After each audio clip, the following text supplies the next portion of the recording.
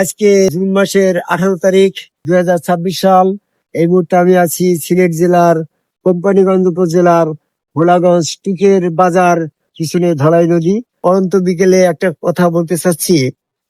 অনেকেই বলে যে আপনি হাসিবুল চিশতি রসুলের স্রোতে আপনি সেজদা করলেন, যেমন নবী মোহাম্মদ সাল্লাল্লাহু আলাইহি ওয়াসাল্লাম উনি রসুল ছিলেন। হযরত আলী রসুল মোহাম্মদ সাল্লাল্লাহু আলাইহি ওয়াসাল্লামের স্রোতে সেজদা দিয়ে স্বপ্নে আল্লাহ দর্শন করলো। তো কিন্তু মোহাম্মদ সাল্লাল্লাহু আলাইহি ওয়াসাল্লাম তার গুরু ছিল না, সে কি রূপে আল্লাহ দর্শন করলো? এখানে অনেকেরই প্রশ্ন আসে। তাহলে নবীগণের ক্ষেত্রে স্বয়ং আল্লাহ পাক যখন নবীর স্বরূপে দণ্ডায়মান হয়েছে, সে দণ্ডায়মান আল্লাহকে সেজদা দিয়েছে। দণ্ডায়মান আল্লাহ কিভাবে ছিল?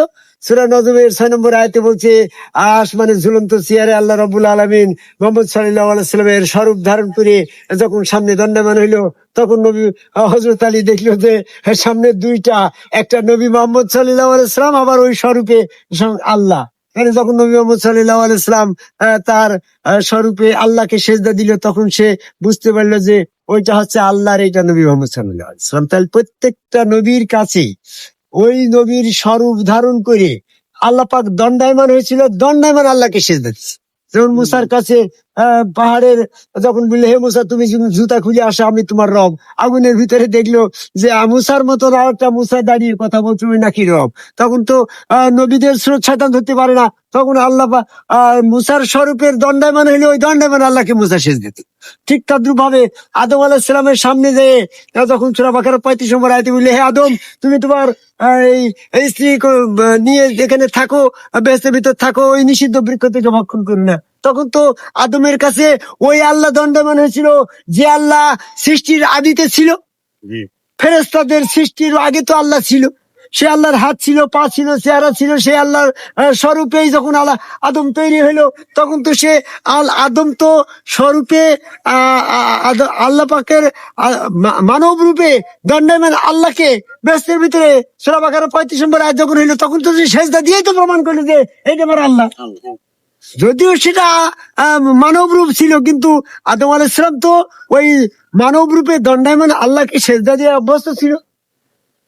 পৃথিবীতে যতবার তিনি এসেছে আল্লাহকে সেজদা দিয়েছে, বেহেশতের ভিতরে যখন সেই মানব রূপে দণ্ডায়মান আল্লাহকে সেজদা দিয়েছে, সেই আল্লাহর শ্রদ্ধা আদম আলাইহিস সালামের অন্তরে এরকম ছিল যে আসেন আপনি আমাদের সাথে আছেন, দাঁড়ান দাঁড়ান, আমাদের কি যেন নাম, রহমত আলী আমাদের সাথে আসছে। উনি হচ্ছে আব্দুল আলিম সাহেবের বিআই সাহেব, উনি ওনার বাড়িতে মাহফিল করছি। আমি সুন্দর একটা পরিবেশে অত্যন্ত ভালো লাগার একটা বিষয় যেটা আমি বলতে চাচ্ছি, যে তাহলে ভক্তদের কাছে রসুল স্রোতে আল্লাহ, আর নবীগণের কাছে আল্লাহ স্বরূপে দণ্ডায়মান হয়েছে।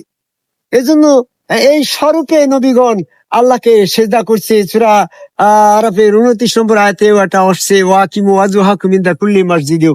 প্রত্যেক নবীগণের স্বরূপে সেজদা দেওয়ার বিধান এখানে সূরা আরাফের 29 নম্বর আয়াত নাযিল হয়ে গেল। এই আয়াতের প্রেক্ষাপটে অনেক মানুষ স্বরূপ সাধন করে স্বরূপে আল্লাহ দেখতে যায়। যেমন কাদিয়ানীরা এরকম ভাবে স্বরূপে আল্লাহ দর্শন করে। স্বরূপ শুধু নবীদের ক্ষেত্রে, নবীর সাবজেক্টে তো ক্লোজ করা হয়েছে, শেষ করা হয়েছে, খতম করা হয়েছে। এইটা সূরা আহজাবের 40 নম্বর আয়াতে। পরবর্তীতে কোন নবী নাই, কাজেই কারোর পক্ষে স্বরূপ সাধন করে আল্লাহ দর্শন করা ওই পথটা ক্লোজ করেছে, বন্ধ করেছে। আল্লাহ রাব্বুল আলামিন কোন মানুষের স্বরূপে আসবে না। এই কেন আসবে না? পৃথিবীতে আল্লাহ যখন কোন ফেরেশতাকে পাঠায়, তখন তাকে মানব রূপে পাঠায়, সূরা নামের 9 নম্বর আয়াত। এরকম যখন আল্লাহ পাক অবতীর্ণ হয়, তখন রাসূল স্রোতে, নবীর স্রোতে আল্লাহ পাক অবতরণ করে, সেটাও মানব রূপ। আবার যখন শয়তান এই দুনিয়াতে অবতরণ করে, তাও তো সে মানব রূপে আসে। তাহলে বর্তমানে যারা এরকম ভাবে স্বরূপ সাধন করে আল্লাহ দর্শন করতে চাচ্ছে, আসলে তাদের কাছে শয়তান, আল্লাহ জানে শয়তান যে এই স্বরূপে বিভ্রান্তির ভিতরে পড়ে। এরকম কাদিয়ানি এরা এই স্বরূপ সাধনের মাধ্যমে তারা শয়তানের পথকে প্রভাবিত প্রতিষ্ঠিত করছে, নবীর পথকে, রসুলের পথকে, এই মানব স্রোতে, রসুল স্রোতে আল্লাহ দর্শনের পথটাকে কলুষিত করছে। এজন্য শয়তানের থেকে আমার পবিত্র হতে হবে, সেপারেট হতে হবে। তাই রসুলকে দায়িত্ব দিয়েছে, রসুল তোমাকে পবিত্র করবে। সূরা বাকারা 151 নম্বর আয়াতে বলছে, কামা আরসালনা ফীকুম রাসূলুম মিনকুম ইয়াতলুনা আলাইকুম ওয়া যাক্কিকুম। রসুল তোমাকে পবিত্র করবে। যদি তুমি স্বরূপের মাধ্যমে সেজদা দিয়ে পবিত্র হতো, তাহলে রসুল তোমাকে পবিত্র করবে। আয়াত আসলো কেন? তাহলে রসুলের হাত আল্লাহর হাত, রসুলকে সেজদা করতে হবে, রসুলের আনুগত্য করতে হবে। কি দরকার? আমি স্বরূপ সাধন করি তো আল্লাহ পেতে পারি। এটা তো ভ্রান্তি পথ। তাই যার যার গুরু তার তার রসুল, রসুল স্রোতে আল্লাহ বিশ্বাসী সেজদা ভক্তি করলে সেই স্রোতে আর শয়তান আসতে পারবে না। এই পথটাকে কলুষিত করছে যে সমস্ত স্বরূপ সাধনের ওই কাদিয়ানীরা, ওরা শয়তানের দল পরিত্যাগ করে বর্তমানে যারা আদম কাবাই সেজদা বিরোধী, বর্তমান জামাত ইসলাম, চরমনা, ফুরফুরা, মানিকগঞ্জ, আটরশি, হিজবুত, হেফাজত ইসলাম, কাদিয়ানী, টুপি, বাগড়ি, জুব্বাধারা, যত সব মস্কাটা আছে এরা আদম সেজদা বিরোধী কাফের। এদের ভিতরে শয়তান আছে। শয়তানের দল পরিত্যাগ করে আদম কাবাই সেজদা করে একজন সমগ্র রসুলের কাছে বায়াত গ্রহণ করে সেখানে সেজদা ভক্তি দিয়ে শয়তান থেকে পবিত্র হয়ে রসুল স্রোতে আল্লাহ দর্শন করতে হবে। আর নবীগণ তাদের স্বরূপে দণ্ডায়মান আল্লাহকে সেজদা দিয়েছে।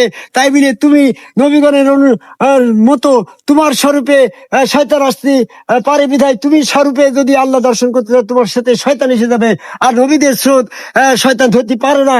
এই জন্য নবীরা স্বরূপে আল্লাহ দর্শন করতে পারবে। আর তোমরা যারা আদম কাবাই সেজদা বিরোধী তোমাদের স্বরূপে শয়তান এসে যাবে। এই জন্য স্বরূপ সাধনের ওই পথটা বিভ্রান্তির পথ।